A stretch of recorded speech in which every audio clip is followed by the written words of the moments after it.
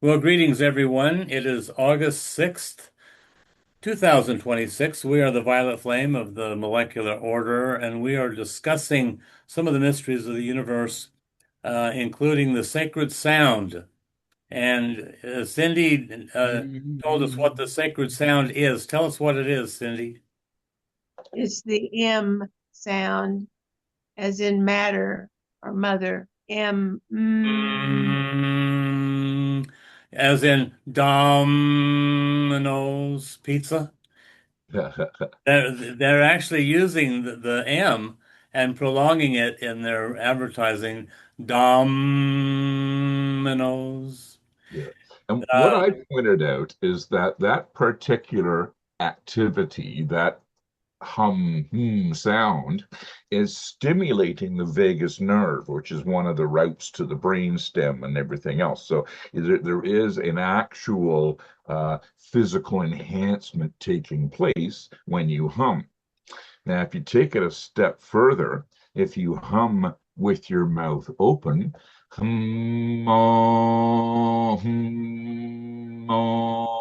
yeah. the same activity. The difference is the open mouth changes the resonance. Well, there is a cosmic hum that pervades all space, and I talked about that at my presentation 2 years ago. And science has discovered that there is this hum, and they don't know where it comes from, what it means, but they have identified it as an a hum. And in the beginning was the word, and the sacred word was the ah, ooh, That's a sacred sound, a creative sound. And then there are destructive sounds too, which Mhm. we can go into another time. But when we do an ohm, that's about connecting spirit and matter. It removes the barriers between spirit and matter. But the sacred sound that pervades all time and space is, like Cindy said, just a it's a hum, the creative sound of emanating from the causal voice of God. The sacred Tibetan Buddhist mantra that you hear so much of, Om Mani Padme Hum, all ends in that, and it's very pronounced. Well, how Hmm. about no myoho renge kyo? Kyo. Nam Myoho Renge Kyo. I love that. No I myoho renge kyo. I Creative used to sound. go to a Buddhist group that specialized in that particular sect. And it was fascinating because you'd walk in the door and they were all in the back room chanting, and it was like a beehive. The sound of 20 people chanting Nam Myoho in unison was like a beehive. Bzzz. Speaking of that, if you've ever in the springtime spent time under a linder tree that's full of 10,000 honeybees, Mm, there is just this most beautiful hum. yeah. And it's really mesmerizing. You've probably been there, Ed, heard the sound of many honeybees humming. Well, yes, we had beehives in California, and we had an orange grove, and the bees would be humming in the orange trees. Well, you just put your head between two of those big old beehives and, one ear for each one and listen, see what they have to say. Maybe move the boxes a little bit closer to your head. Yeah, Just a thought. Anyway, that's the beauty of nature is we find all these signs of nature, geometrical signs, triads and flowers and designs and things and sounds in nature. So it's kind of nice to be able to use them in our daily lives. My daily mantra is thank you, God, 3 times and mean it. Thank you, God. Just go down the road.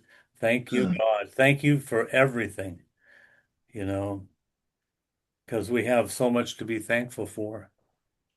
It's not just to be alive, but to be where we are and know what we know. And of course, we've incurred, like the Tibetan, greater responsibilities, so we have an obligation to share what we learn as much as we can. I'm sure as you look back in the past week, you'll see times when you shared your knowledge. Okay, well, we made it to page 8. Now we're going to go into the 14 rules for group initiation. And to initiate a group is really a challenge. It's very, very difficult to get a group of people in harmony, a synthesis, a union of souls. It's tantamount to creating the molecular order. Same thing. But a molecular order may just have a little more order to it. But it's all about one, all for one and one for all, and how that really works for those that are aspiring to move into the formless worlds ensemble. So we're going to take over where we left off, and we were talking about what it takes to enter into the formless worlds, the alignment of the lower sheaths, leading into a series of tests leading to initiation. And these tests come in mysterious ways. They can happen in an instant, and all of a sudden you either pass or fail. And you know what they are. You know after you've been through a test if you've passed or failed. And it could be saying something positive or negative. It could be an action that you take or didn't take. But we'll all be tested. And then now we're in the fourth aspect of going into the formless worlds, which has to do with basic essential of pure character. So, Glenn, why don't you read that and we'll maybe discover what he means by the essential nature of pure character. Perfect. And this is number 5 on his list of transmutation. Right. And it What, is, what what page are we on? we are on page Page 8, eight. At the top. the very beginning, actually the end, yeah, the very beginning of page 8. Yeah. And it starts with V or 5, the basic essential of pure character. This is something more than just being good. It deals with the matter aspect and has relation to the hold or control that the form has over the man. We might express it this way and therefore give its more occult connotation. If one or other of the 3 lower elementals, the physical, the astral, and the mental, are the controlling factors in the life of a man, he is, by that very fact, put into a position of danger and should take steps to arrest that control prior to an attempt to enter into the formless realm. The reason for this will be apparent.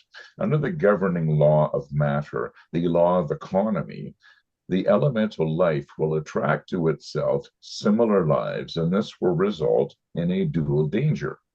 These dangers are: 1, the gathering into the form through the dominant note sounded by the form elemental of matter with a synchronous vibration.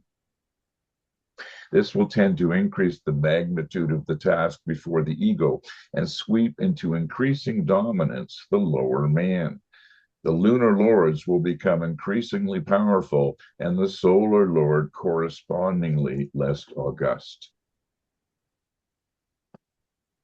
Anybody know what he's referring to when he talks about the lunar lords versus the solar lords?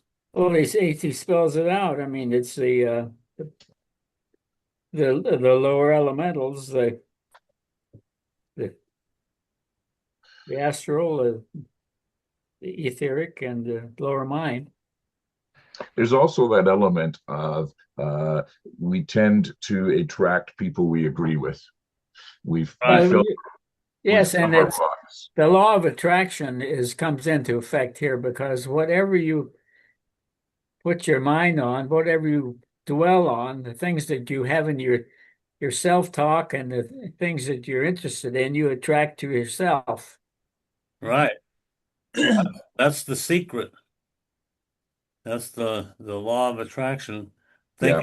Think and grow rich. Napoleon Hill knew all about that. And if when you go through life thinking that the physical life is the real life, and this is all you want, I mean, you increase the density of your physical life. Hmm. Well, talks about the three lower elementals, the personality, attracting other personalities on a similar wavelength. The Hmm. lunar lords, or like you say, the elementals, have to be eclipsed by the soul, by the sun, the son of God or the soul nature. Hmm. Yes, in everything, matter has a certain percentage of mind in it, and all of the parts of your body, they all have their voice, and they try to take control of the operating system. Yeah, they do. Well, There's also the contrast of the lunar and solar. Solar is the masculine, lunar is the feminine. So there is that shift from the dominant, controlling aspect to the supportive, nurturing aspect. yeah, very That's good. part of the switch from lunar to from solar to lunar. Well, and then you have spirit over matter. Mhm. Well, Again, the lunar lords and this text is not the nurturing kind. It's the yeah, magnetic yeah, kind, the magnetic kind. yeah, yeah. They attract you to the lower, denser experiences that hopefully by now we've all overcome. Mhm. Like gambling would be an example. Um, Wanting to be unfaithful and going out and sowing wild oats. We've been there, done that. Our cup we're saturated. We're no Mhm. longer pulled in those directions. So the matter is sublimated to the will of spirit. Read number two there, Glenn. Okay, number two, the man will find himself surrounded in time with thought forms of a lower order from the standpoint of the soul. And before he can penetrate into the arcana of wisdom and find his way into the master's world, he will have to dispel the clouds of thought forms which he has attracted to himself. That goes along with what I was reading, how we create thought forms only to Mhm. destroy them, to create thought forms on a higher level, only to destroy them, to go in, everything is created and destroyed. And I'll give an extreme example. Somebody goes to a party, and in the back of their mind, they're thinking, everyone thinks I'm ugly. And as they look around the party, every time they make eye contact with someone, they see there's someone else who thinks I'm ugly. It's all projected and it's all self created. It's not real. Well, But Hey, Glenn, you're not ugly. I don't. Well, maybe. We Maybe. all have our own beauty. Now, Ed's a different story, but that's for another Ed's a discussion beautiful a different soul. day. Yeah, he is. I'm so pretty. Yeah. I'm so pretty and witty and wise. Yeah, yeah, you are. You're so Well, funny. we've been taught similar things throughout the last centuries. In the Bible, it says, "If thy right hand offend thee, cut it off." Mm. Things of the lower nature that keep you from ascending to the higher realms. We've been taught. So if something is so dear to you, something of your desire nature, your wish life, it has to be cut off. Well, if it keeps you from going higher, it does. Right. It's kind of like ascending from the depths of the ocean. If you got an anchor tied around your ankle, you've got to sever that cord, or you'll never make it to the sun.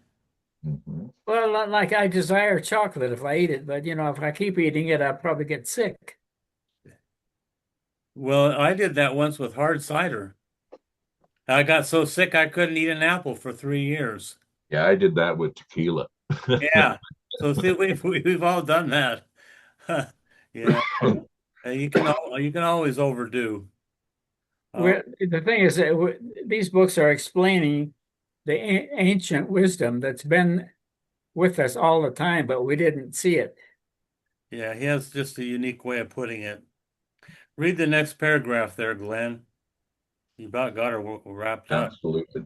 Unless the disciple learns that aspiration and self discipline must proceed side by side, he will find that the spiritual energy he may appreciate in contact will only serve to stimulate the latent seeds of evil in his nature, and thereby demonstrate the exactitude of the truth that the great Lord taught when he pictured the man who swept his house, cast out 7 devils, and eventually was in a worse condition than ever. It is essential that aspirants should understand the nature of the lower man and should grasp the fact that every coherent system has its varying types of energy, and that perfection is achieved when the highest type of energy inherently possible dominates. There you go. He says also in that book, Letters on Occult Meditation, always follow the highest you know. I thought Joe made that up, but the Tibetan actually said the very same thing. Doesn't matter where it came from. I'm sure he probably got it from somewhere else. But he says, always follow, do the highest that's available to you, and that will until that dominates. Okay. How come he was worse off after he cast out the 7 devils? I don't know that story. He didn't replace it with a higher thought form, something like that. Okay, he swept out. So he just left the floor bare with nothing to replace the evil.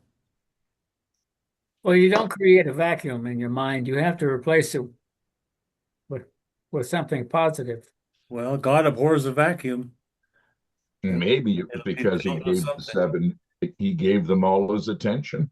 I'm so busy thinking about getting rid of those 7 devils that I haven't paid attention to anything else. Maybe that's something to look into, Ken. Yeah, now Patanjali in Light of the Soul, he says it a different way. If you have a negative thought, how you get rid of it is just think of something the opposite. Yep. Create beauty in your mind. Well, we talked last week about transmuting emotional energy into love energy. Mm-hmm. So that's the same, where it's all along the same line. Okay, well, Ken, why don't you read a little bit and we'll see what else we can figure out. If the lower energy of the aggregate of the form atoms is the controlling factor, 3 things will take place. Number 1, the form itself will grow by accretion and will become ever more potent until the dominant voice of the lunar lords will stifle all other voices and the man be swept back into inertia, blindness, and bondage. So Number the 2, lunar lords are not a good thing. well, now they have, well, he gets into this later, I think. They have a life of their own, but they're on the path of involution, and we're on the path of evolution. Okay, read And number 2, see what we find.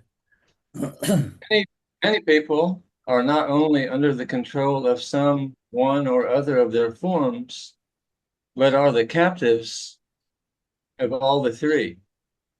In studying the lower threefold man and the energies or lives that seek to control him, it should be remembered that they fall into three categories. A, the individual tiny lives, which we call the atoms or cells of the body. These exist in three groups and compose, respectively, the four types of bodies: dense physical, etheric, astral, and mental. B, the aggregate of these lives, which constitute in themselves four types of elementals or separate, coherent, though not self-conscious existences. These four lunar lords constitute what the ageless wisdom teaching calls the four sides of the square. They are the lower quaternary. The imprisoning cubes, or the cross upon which the inner spiritual man is to be crucified. These four elementals have an intelligence all their own, are up on the involutionary arc, and are followed the law of their own being when they tend to become powerful, and thereby fully express that which is in them. C, a dominant controlling lunar lord, who is that which we understand by the term the lower personality.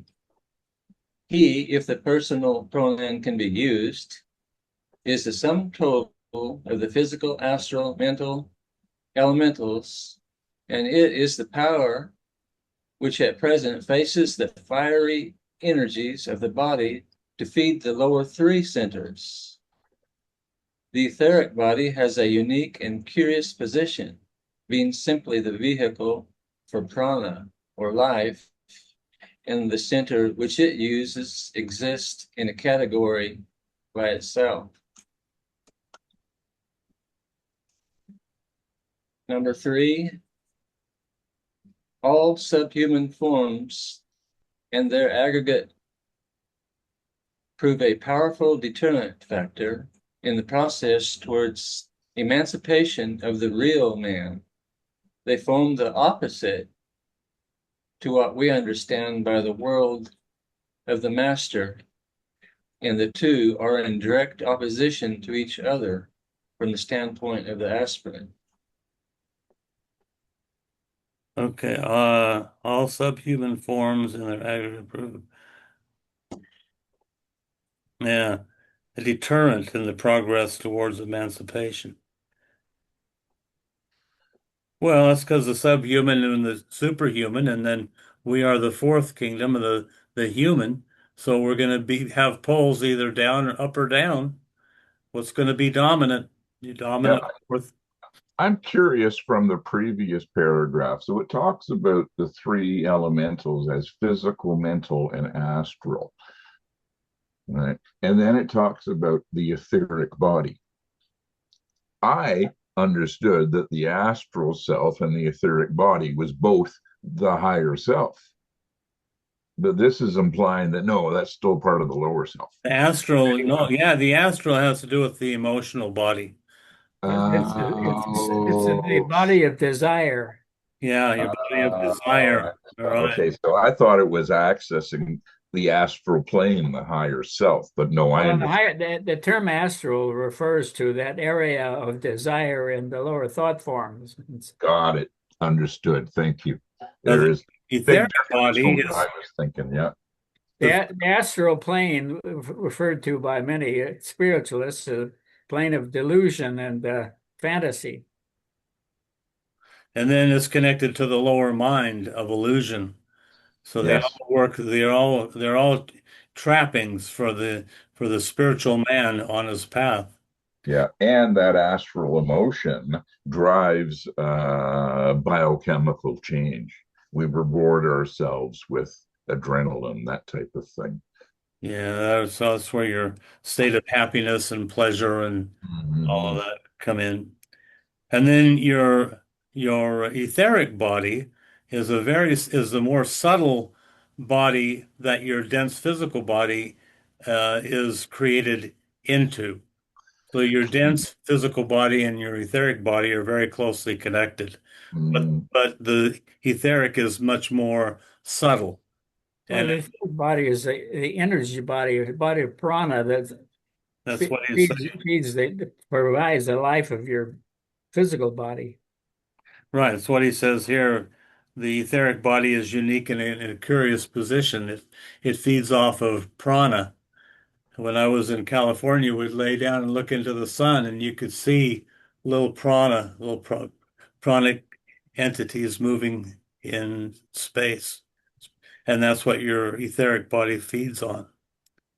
And then you go into the physical body and your mitochondria and your cells and how they're all interconnected and but they just make up your physical body, which is a beautiful, wonderful thing, as long as it's mastered and controlled by the soul body, not the controller. It's like the car you drive around in. It's not you, it's the vehicle. I know you got a new car, like Kia. Me, I just drive around in a 2011 Dodge. And what you just said, Curtis, I'm going to take us back a few paragraphs, and it says, unless the disciple learns that aspiration and self-discipline must proceed side by side, Right. which is the fallout from what you just said. It's an intentional focus. If we want to grow, we gotta handle our physical self and our physical needs and our emotional responses. We got to be managing all of that. Yeah, don't be in denial of your physicality. I mean, Oh no, not at all, not you at all. I mean, I feel pain and I love pleasure. I mean, you it's love pleasure. I mean, be in the world, but not of the world. In other words, yeah. there are certain things I like to collect, but I'm not attached to them to the point that I couldn't walk out this room and leave them all behind or sell them all, basically. Well, I can say ice cream is a reward. I was going to say But food. I have the self-discipline to only do it sometimes. Food is a prime example of Maya. The pull of matter is called Maya. Mhm. Well, the question is, do you eat to live or do you live to eat? I eat both. I enjoy eating and I enjoy what I eat, but it keeps me alive. And, I'm pretty conscious that I don't eat too much meat or uh, hardly any candy. I don't eat candy per se, but I'm like Glenn. I like a bowl of ice cream with cherries on top.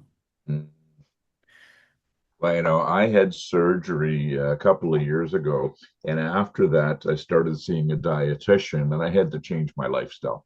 And I've lost 35 pounds in a year and a half through intermittent fasting. Well, Works for me. So, whatever works for you. I've well, been on lots of short 7-day juice fasts. They're yeah, very effective.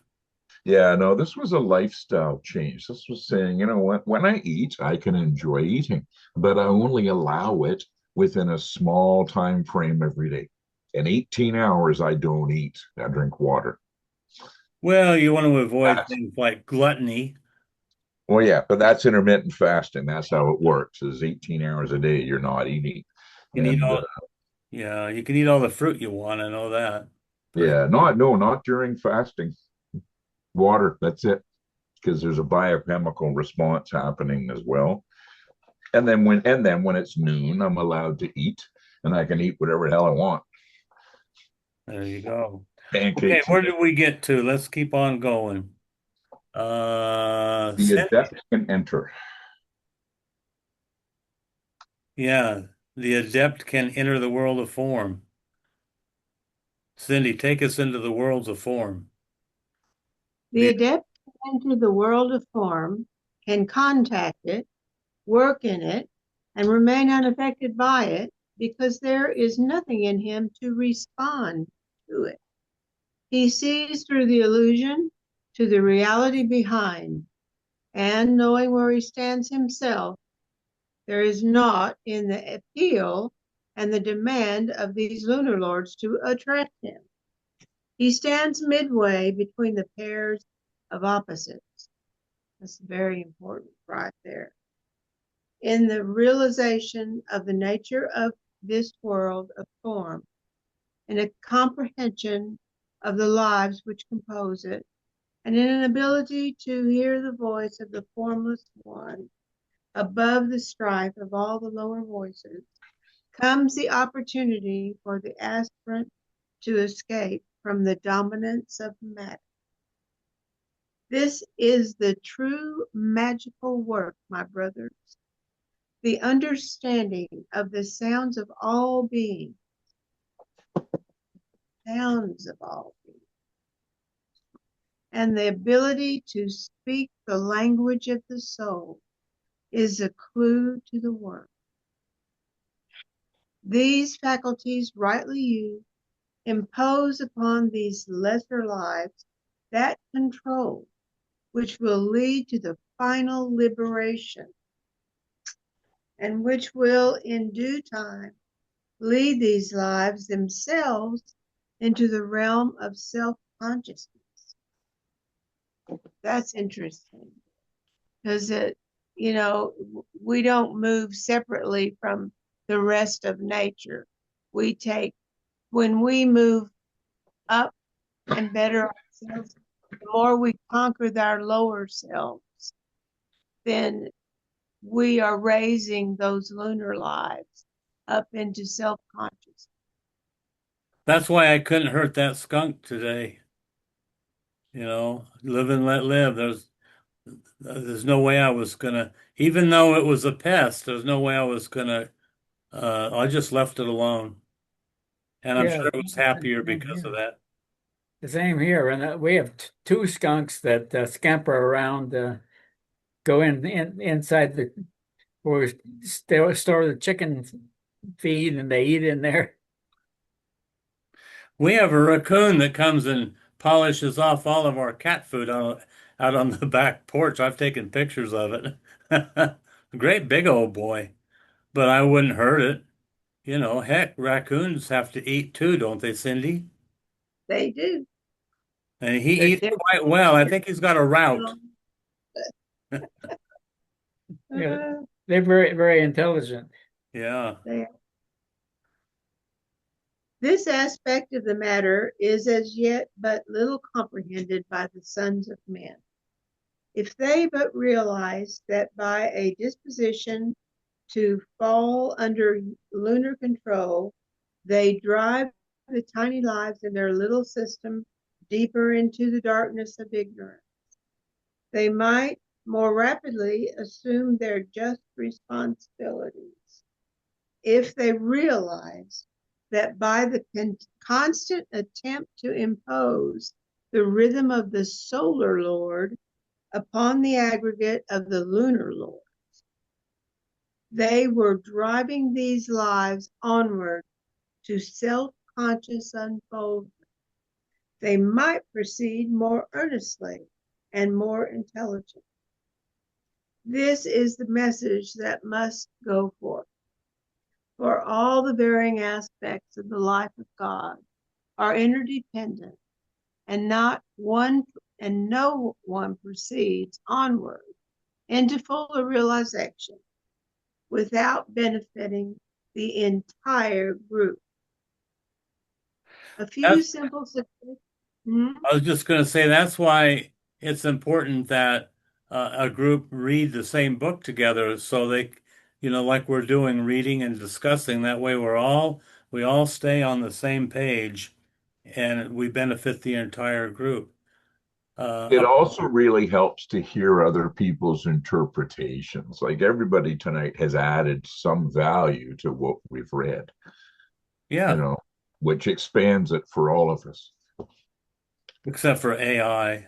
Haven't heard much Yeah. from it Well, yet. we can see the law of correspondence in all these things. As Jesus said, if I be lifted up, I will draw all men unto me. It's just the same as we're saying here. We as a jiva, we lift up our lunar lords, and all of the substance is raised in as well. Yeah.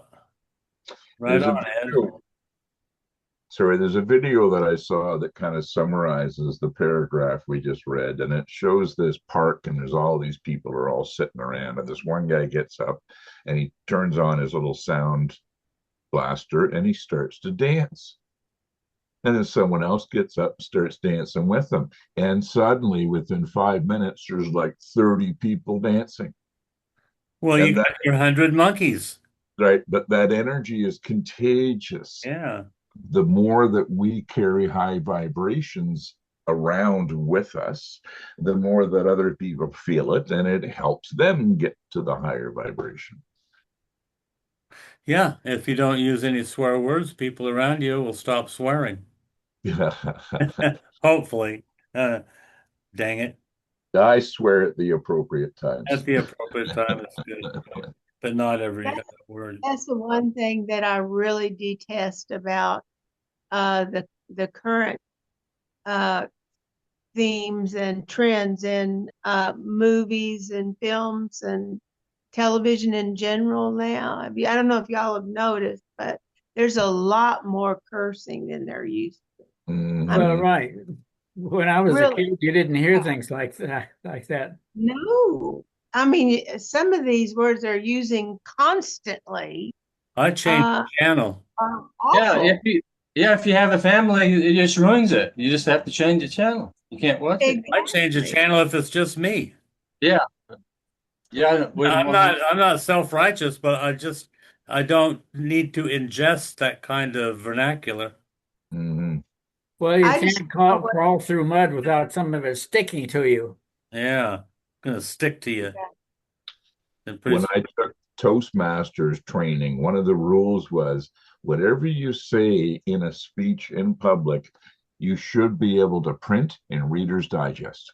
Oh boy. If they wouldn't print it, you shouldn't say it out loud.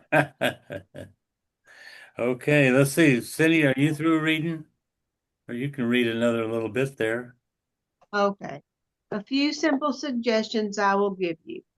These can be useful to all sincere aspirants. Always, when he says something can be really useful like that, he doesn't say that very often. But Uh-uh. I always pay attention to what he I got says. my marking pen out. Yeah, yeah. Okay. In the ordered regulation of the life comes eventual synthesis and the right control of time with all that eventuates therefrom. So time's a big deal. Right In the time. yeah, in the right elimination of that which is secondary, and in a sense of rightly adjusted proportion comes that accuracy and one pointedness which is the hallmark of the occultist. In the right aspiration at the appointed time comes the necessary contact and the inspiration for the work that has to be done. So there has to be right aspiration. In the steady adherence to self-appointed rules comes the gradual refining of the instrument and the perfecting of the vehicles that will be to the master the medium of help among many little ones. So self-appointed rules that, I mean, Ed does that every day. You have your sadhana that you do every morning, don't you, Ed? Mhm. Well, I have my ritual that I do, and I need to do more Nobody's of it. nobody's forcing you to do it. You do that because you've chosen to do it. It's Well, self. yes, and the energy of Aquarius guides us to know what we should do and why we should do it. We don't have someone else's imposed rules. That's right. Right. And that self-appointed rule is also what we call self-discipline. Yes. Or you could call it integrity. Yeah, there's things that I do every day because they advance my life if I do them every day. So I do. Exactly. Well, that's integrity. You see it, see what you want, say what you'll do to get it, and do what you say. Hmm. That's integrity. That's a mark of a disciple. Yeah, for all you integers out there. Well, I find that there is no joy in the ways of the marketplace, so to speak.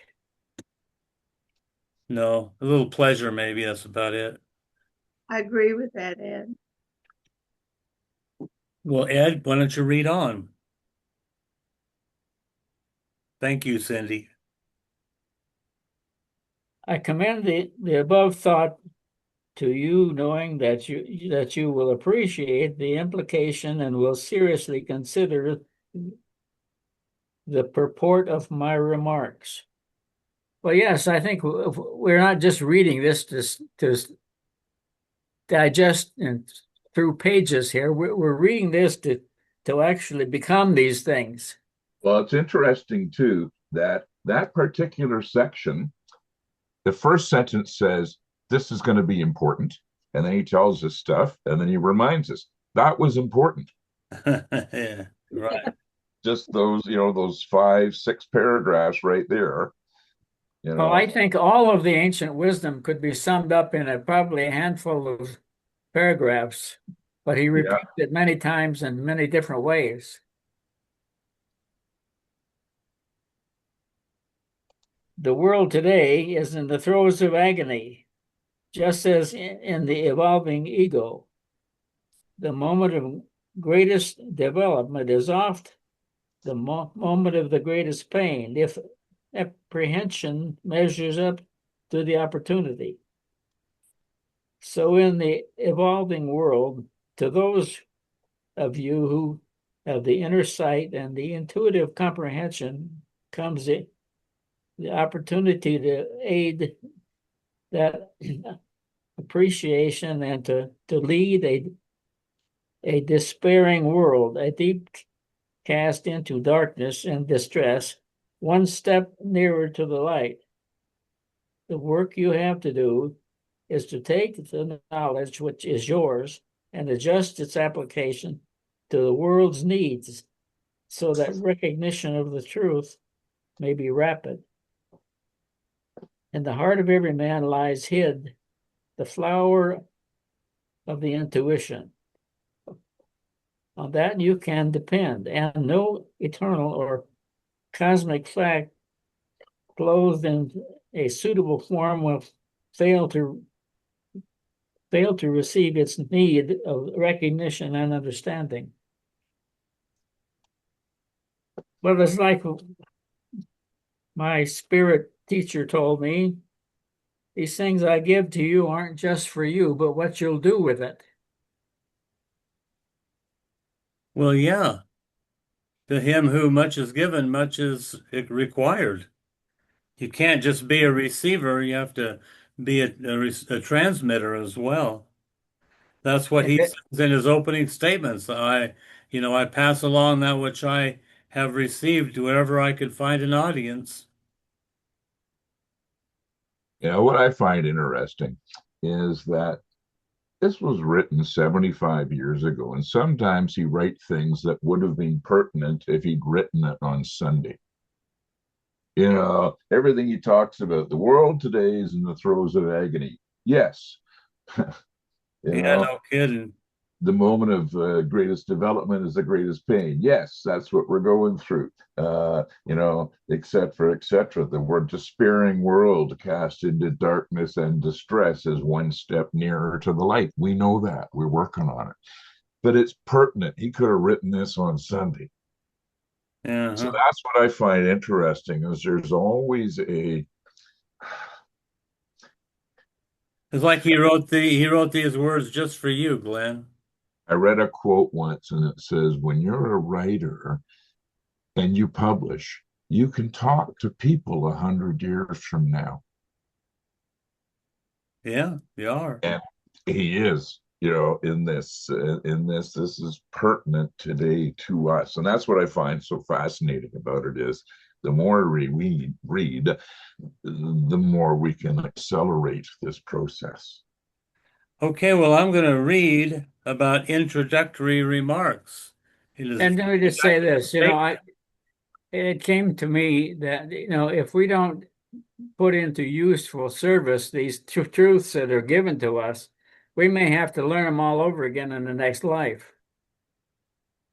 Heaven forbid.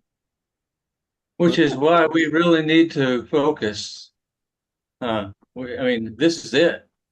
That's why you want to stay alive. You don't want to have to come back and relearn everything. Well, at Well, the you very least, I want all this to be attached to my permanent atoms when I cross. know, mhm, Your mhm, seven permanent atoms. I yeah. don't want to have to relearn it all. No. Yeah. Yeah. In your next life, you may not even get the opportunity to. You could miss out. Well, Well, these are very opportune times, and these times haven't always been this way. Yeah, it's may we special live time. in interesting times. Yeah. Well, Joseph Smith made an interesting statement. He said, whatever principle of intelligence we attain in this life will rise with us in the resurrection or the next life. So nothing that you learn is ever wasted, and no experience that you've endured is ever lost. As people that seem like they're accelerating in any given life are only doing that to catch up to where they were in a past life. Mhm. That's all. So that's why I say I have a lot to do in this life. I'm nowhere near the end of this of fulfilling my not my destiny or my mission Oh no, statement in this we're just getting started, life. Curtis. Warming up. We're on the cusp of something really fun. Okay, I'm going to read a little bit. It's my turn, and then we'll see if anybody has anything they want to contribute. Introductory statement. I have called you from refreshment to labor at this time, October 1942, because the coming few days are exceedingly busy ones for me, as they are for all members of the hierarchy. I seek to give you some further instructions anent the hierarchy itself. From this teaching is in the continuation of that which appears in Discipleship of the New Age, Volume 1. Students at this time would do well to remember that all basic and fundamental changes taking place upon the physical plane are necessarily the result of inner subjective causes emanating from some level of the divine consciousness, and therefore from some plane other than the physical.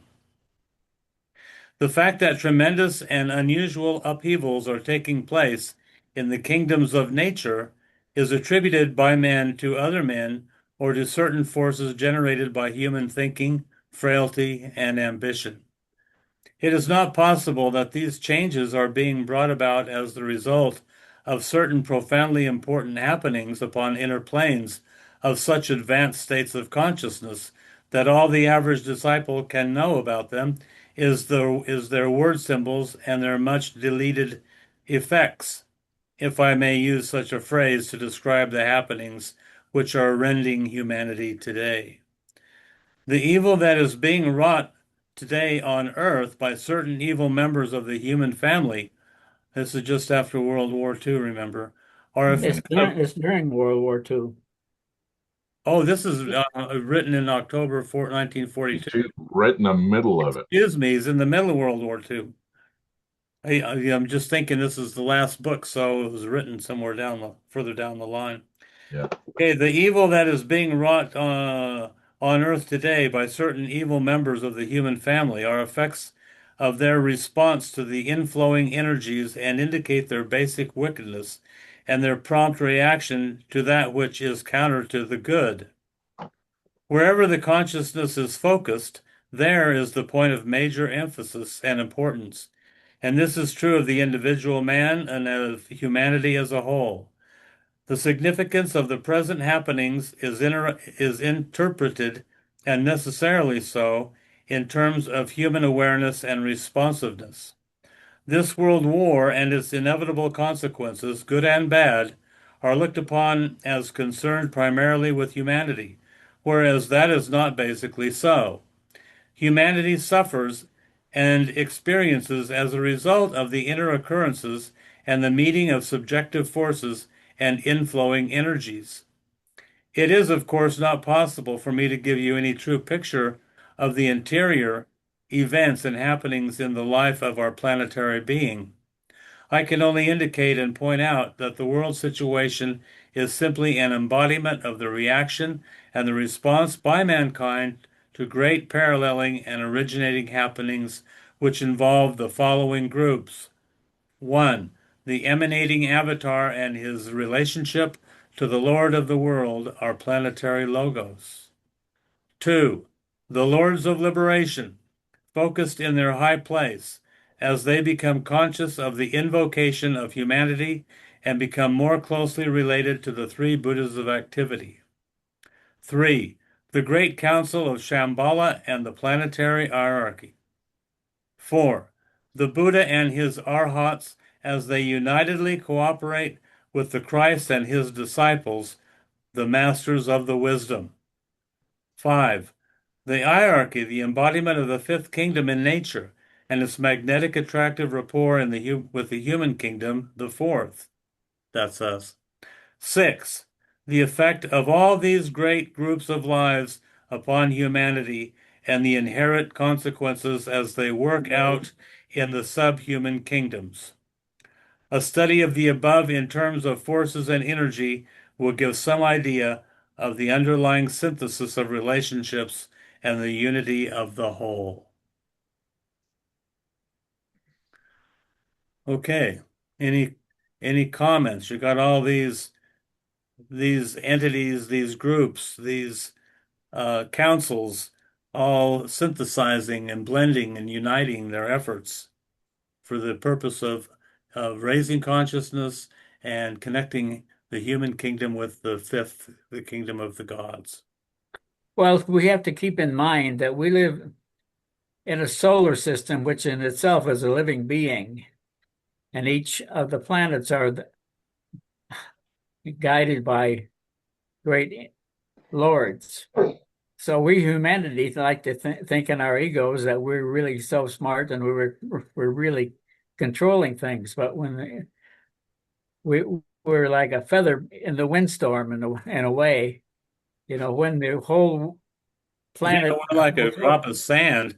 when the solar system moves into a different part of the galaxy, the energies impinging upon this solar system is going to be considerably different.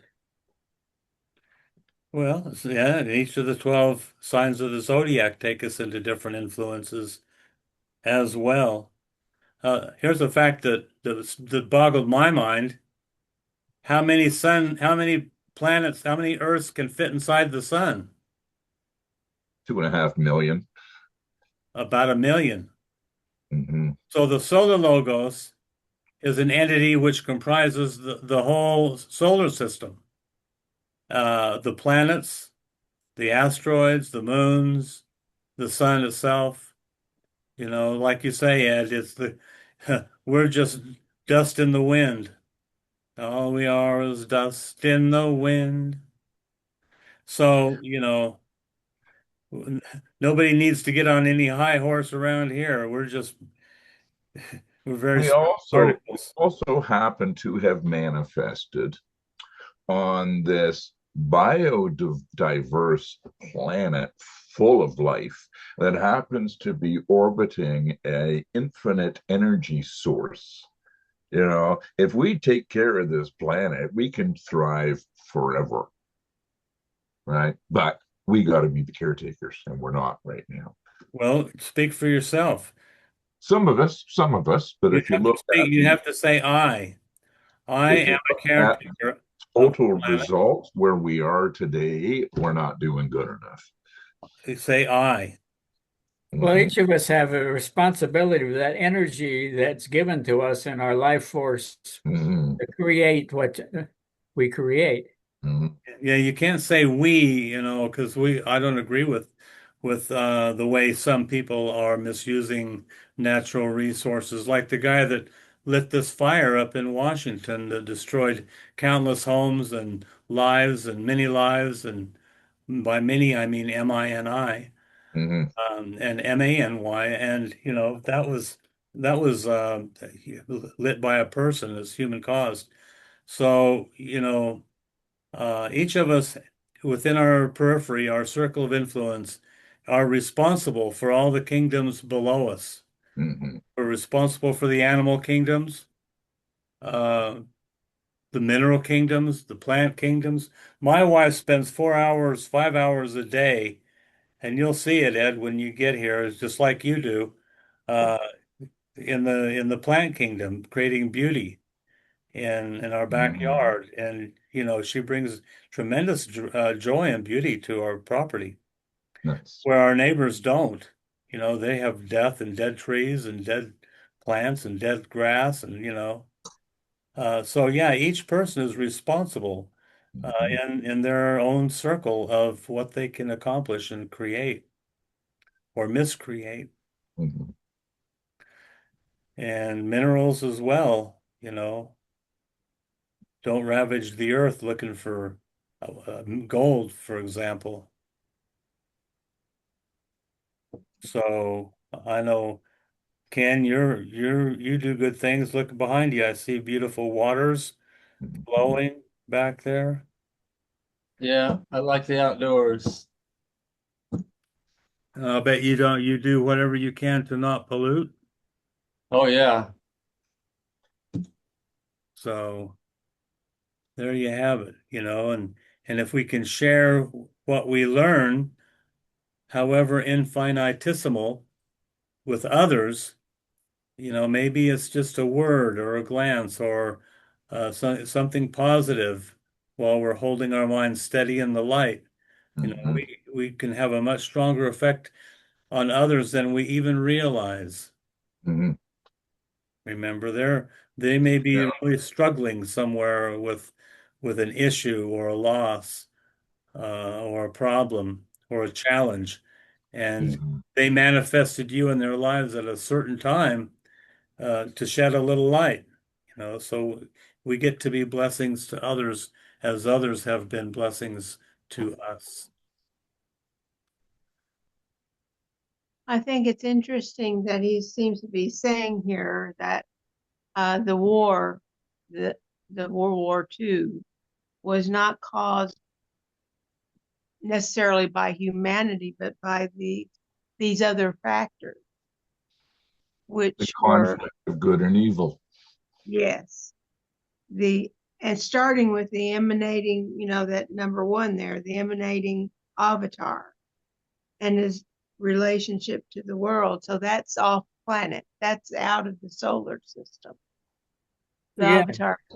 yeah. So, and And the Shambhala impact was misused by several of the countries. yeah. Yeah, And those so all necklace. is really, really interesting. Well, in another place, he says that the planet had to be cleansed, and it was either going to be done by a catastrophic event, a shift in the Earth's axis, a war, a plague, something that would cause humanity to cleanse itself, and it happened to be that it was through World. Well, I had a thought that the planet is going to be like a large toilet. It's going to flush itself.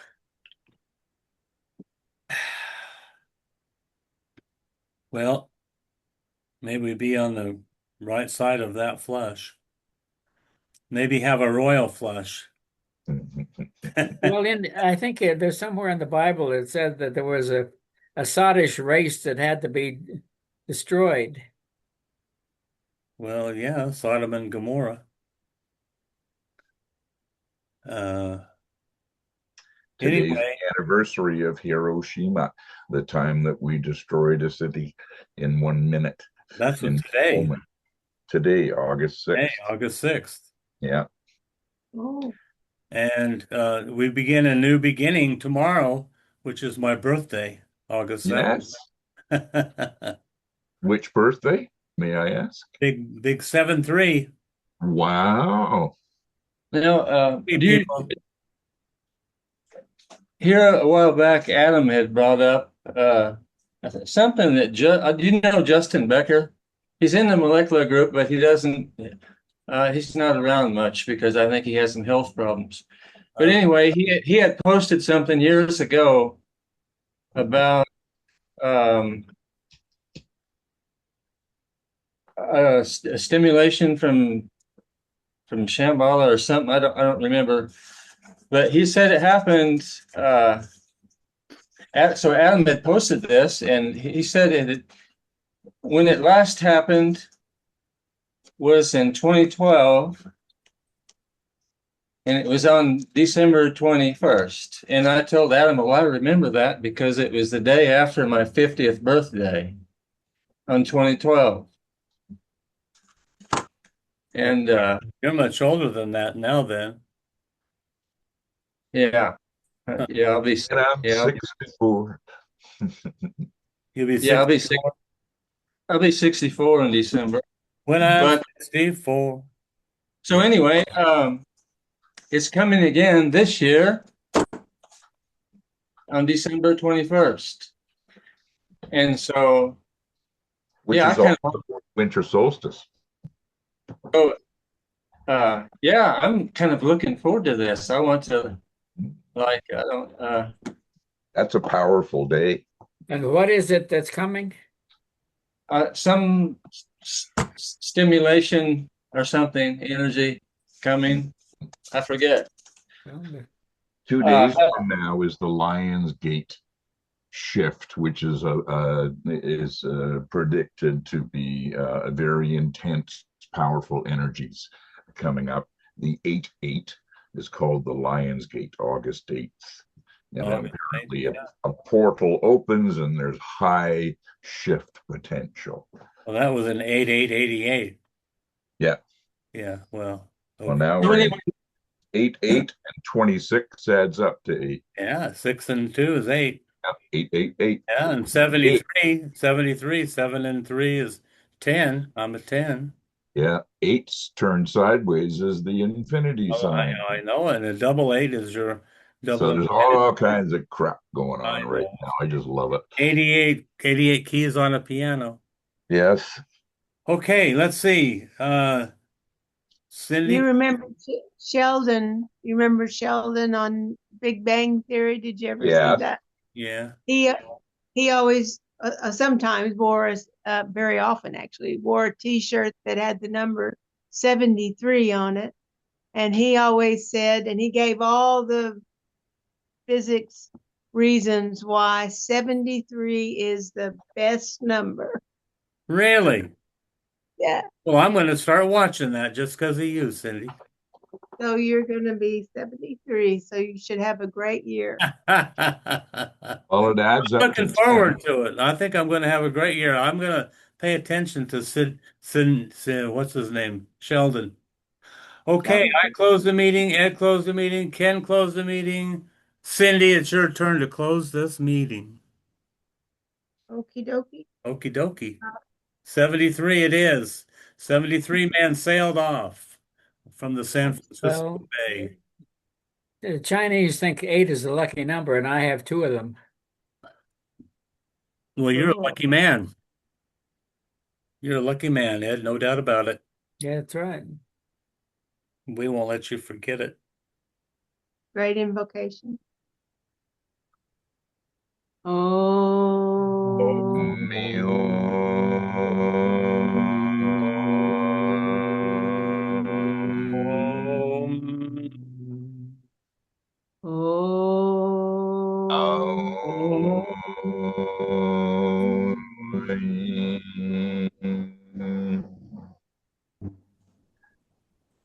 Oh. Oh.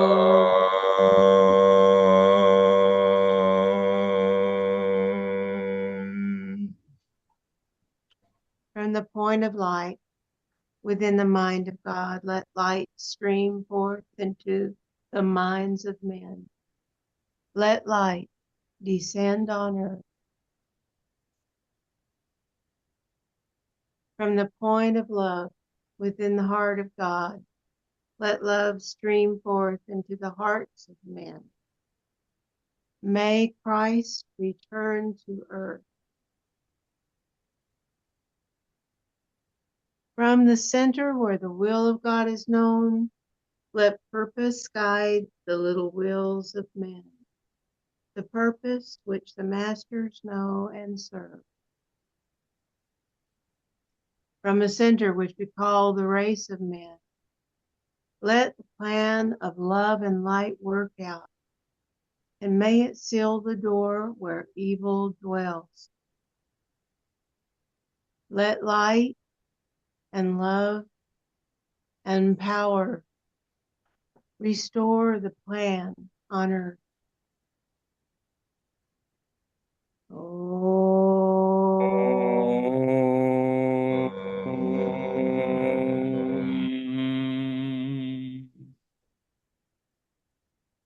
Thank you, Cindy. That was beautifully done.